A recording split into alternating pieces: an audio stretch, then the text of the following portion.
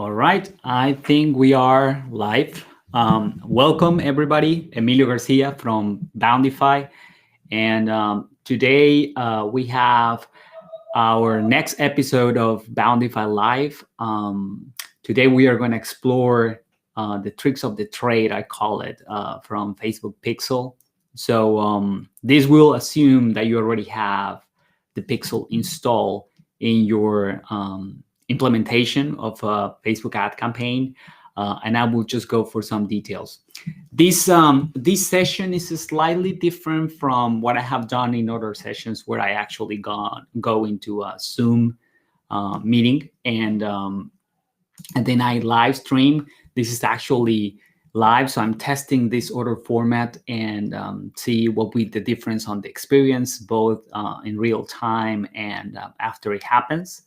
So if you happen to be online on either YouTube or Facebook or LinkedIn, you will see this stream right away. And obviously it will be there after a little while later on, right? So without further ado, let's start. Some things to remind everyone. If you see this, there's now supposed to be a chat where you can make any questions. During the presentation or at the end, I will be happy to answer if there's any related to mostly to what we are going to see, or if you have additional questions, please be my guest and ask them. So let me try here to share my screen, and hopefully this will work right away. I think now I have the spotlight on that one. Perfect. So you should be seeing my screen. What I'm showing you right now is the pixel for Boundify. So just as a good example here. So if you have implemented Facebook campaigns in the past, then you will see something like this screen. The way that you get into this area is that usually you go to within your business manager, you go to your data sources, this area here, and or the ad event manager. That's the other way that you can access this other menu here, event manager. And you will see just one pixel. That pixel will be your pixel. If you have a business manager with multiple ad accounts or multiple Facebook pages, then probably you will see more, and you will be able to scroll to them. So this is how it looks like. And the reason you want to spend a few minutes just understanding the general way it works is because it will give you some tools to better perform your implementation. So the first thing that I usually recommend is that if you have already implemented your Pixel, and I'm showing here our website, that you take advantage of this Chrome extension. I believe it's not available in other browsers, maybe Firefox, but Chrome definitely has it, and it's called the Facebook Pixel Helper. And so this will work independently of the fact that you will be on your Pixel, and it should show something like this. Most of the opportunities that we see when we are doing this are related to having multiple pixels. That will be one. Nowadays, Facebook is smart enough that if you have implemented your pixel twice or 3 times and is firing the same event on those 2 or 3 implementations, it will decouple them, or it will ignore the repetitions. But nonetheless, it's still relevant to make sure that you just for a right implementation, you only have one. You should only see that pixel. You will see the name, and the events that are being triggered will show up here. The same thing, right? Usually when you are just in a page and you are not clicking or filling a form or doing any other event that might trigger additional events, the only thing that you should see is page view.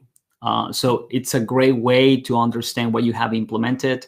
And the other, quick thing that I recommend is try to visit more pages just to confirm that your pixel is triggering from all the pages on your website, right? that will be another good recommendation. So let us assume that you have implemented your pixel right away. What you will see here. So in the overview page, one of the things that you will see are all the events that are being triggered over time. You will have a general activity here on the top, and kind of like will summarize all the events that is counting, and it will tell you when it was that received the last one, the number, so you can match this number to the one that you have here. The other thing that I have seen in some implementations is that the pixel is there, but it's the wrong pixel. So make sure you match the number of your pixel with the one that you have in your website, right? Another thing that you want to pay attention is in this section of website is just as it's bad to have the pixel just triggering 1 or 2 locations within your website, is usually not good if it's triggering for a lot of websites, if that's not your intention. I have seen some implementations where multiple domains using the same pixel, usually that's not what is intended. And for whatever reason it happens, so you can see here what domains or websites are triggering your pixel to make sure that are just the ones that are relevant to you. You might have shopping cart, or in the case of us, your own CMS will have maybe some subdomains for previewing pages that you haven't published, and that's okay. But if the most of the data is coming from places that are not relevant to you, then it will be smart to exclude them. And here on websites, you will be able to see that. In this section, you manage all the what Facebook call standard and custom events. So you can see here, for example, that if you already have some events that are being triggered either by, and we will see this, either because you define the events on your own, or because you have an integration that is triggering events like an e-commerce card or something like that, then all those events will be laid out here. The most popular one, the one that will have usually the highest numbers, will be page view. Because this one, by default, when you implement the pixel, triggers every time that someone load a page. So this should be the most popular. And things that probably you want to make sure here is that you want to take a look at the pages or the URLs that are triggering those events, right? And it will also show you if you are using that event as in any ad set or campaign that you have. Then after that, you will have events that will trigger less and less. Like, for example, for us, this one is called leads. And when someone fills a form, that's when it will be triggered. So you will be able to see, again, if you want to test or see how it has performed over time, this will be a good place to start and look at the information. One of the great features of this area of the pixel that you can use is you can actually test your events in real time. This is very useful when you are debugging or you are troubleshooting an implementation. And I will just run a little example here. I will put Boundify and I will open the website. And it will do something very similar. It will just open the website and you can navigate here. But if you go back to your pixel, you will see on real time the events that are being triggered, right? So you will confirm first that the pixel is triggering properly. Second, that your events, that the ones that you have described, are working as intended. For example, just for the sake of the argument, I will visit here our stock page, and yeah, you see here it's triggering another event for let's talk, and hopefully this will not fail. When someone fills a form, then we have our lead event here, right? So that way, obviously, our implementation is quite simple because we only mostly have leads. There's no purchases on the website, but this is a great way. For example, if you have a website where you have e-commerce properties and they're supposed to be sending events for when someone sees a product or when someone puts something on the purchasing cart or something similar, you should see the events here going one by one. You can clear the activity and start all over again. So this is a great section to testing that. If there's any thing that is wrong with the implementation itself, and Facebook Pixel discover that, it will show you here in the diagnostics. Usually, for example, the things that I have seen are related to multiple domain firing, duplicate implementation, those kind of things that you can take advantage of. And you have an area where you can see whatever changes have been done in the past.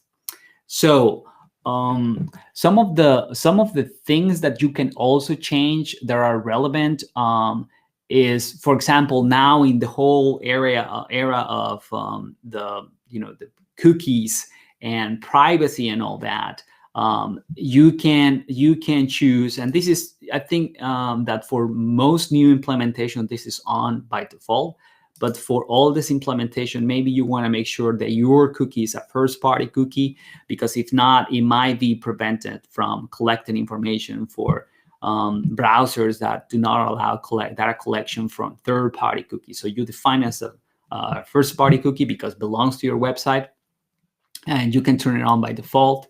The other feature that I really like is the automatic event or automatically tracking events without code. And the reason is because if you have the knowledge through something like Google Tag Manager or with scripts, you can follow more complex implementations on the events. But if you just want to have, for example, regular forms being filled or similar actions that can be tracked by standard events, then setting up the automatically tracking them will help you start until you do something more manual or specific to your website.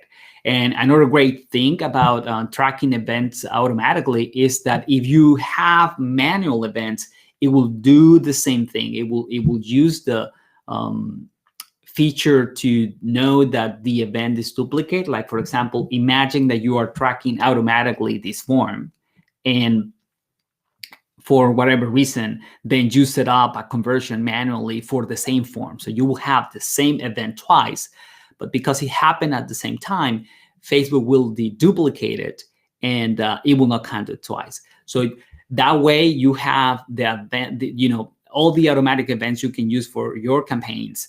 And if for whatever reason you create manual ones and they're duplicates, they will be deduplicated, which is great. And that's something that's useful. Finally, again, this will only make sense for implementations where you have a lot of domains, and for whatever reason you need to leave them in place, but you want to restrict or just allow certain domains to track traffic, and you can use the traffic permissions to manage that. Basically, what it does is that you can add or to whitelist the domains that you want to keep tracking traffic from, and just prevent the ones that you are not interested anymore. So this way you can have that granular level of selection if you want to. Finally, something something important to see: if you have integration partners, they will show up here, and you can choose some partners to do that setup. And obviously, this sharing portion is not showing for us, but here will be if you are sharing your pixel with ad accounts, or if you are sharing your pixel with other business manager accounts. So very important to understand also who is having access to that pixel and to that data.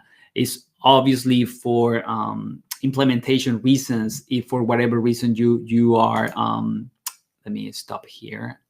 There you go.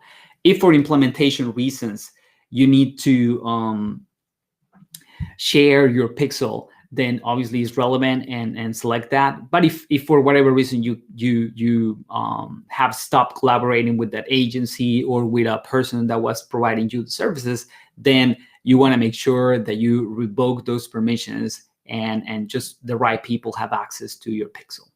So That will be all for today. I hope you find these tips valuable, and see you next week on our next episode of Boundify Life. Have a great afternoon. Bye bye.